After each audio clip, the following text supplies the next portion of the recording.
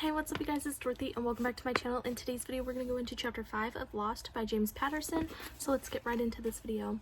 This video may contain sensitive topics and foul language. If you do not wish to continue, I suggest you click off the video now. You have been warned. About an hour after the airport worker had used her martial arts skills to disable our Dutch suspect, I found myself sitting at a long table in a Department of Homeland Security conference room with all 6 of the children Nobler had brought over. We looked like the weirdest corporate board meeting in history. I said, "My name is Tom Moon. You can call me Tom." The kids and I started chatting. At 18, Joseph from Poland was the oldest. His accent was thick, but he spoke decent English. We talked sports. He said real football players are the best athletes, both in skill and endurance. I still prefer American football. Joseph gave me a sly grin and said I would too if I were as big as you. The 2 youngest kids didn't speak much English, but I doubt they would have said a lot, even if they understood what was going on. They were shy and quiet, considering what had just happened to them. I got it. Michelle, a little blonde girl, was only 9 years old. She was not ready to talk about how she ended up in this situation. She spoke only French. Our office was trying to find her parents or guardians who were somewhere outside of Paris. The other little girl, Olivia, was 11 years old. She was from Madrid and thought she was on some kind of field trip. I still wasn't clear on the details of how the traffickers had trafficked her into coming, and I didn't know if she had family back in Spain, but we had no problem finding a translator for her. More than 70% of the population of Miami-Dade County was fluent in Spanish. Even my Spanish was good enough just to chat.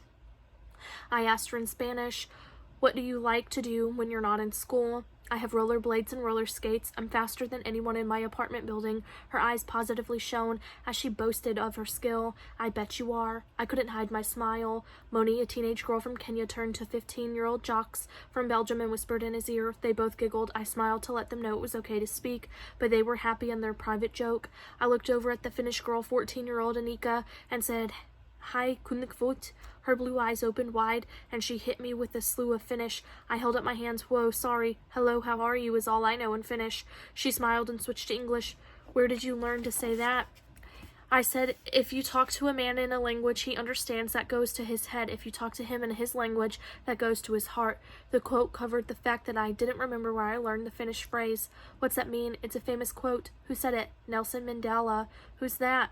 "A smart man who changed the world." Joseph said, "Aren't you a policeman? How do you know things like that?" "A policeman can read and go to college," I told him. I turned back to Anika and said, "What kind of music do you listen to?" She fixed her blue eyes on me and said, "Mostly I like top 40 pop, but sometimes I listen to classical music like Brahms or Mozart." She looked at Joseph and said, "Joseph played me a Mozart sonata on the piano before we left Amsterdam. He's really good." I said, "My mom plays piano." Anika asked, "Did she teach you to play?" I let out a laugh. She tried, but in South Florida there are an awful lot of things for a boy to do that are more interesting than playing piano. "Is she a piano teacher?"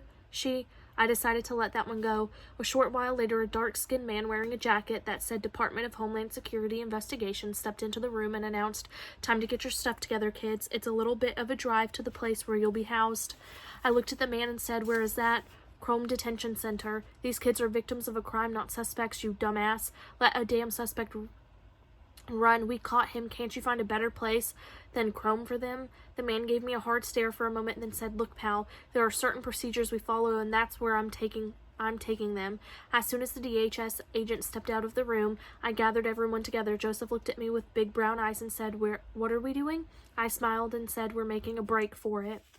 That's the end of this chapter. I will see you guys in the next video. Bye.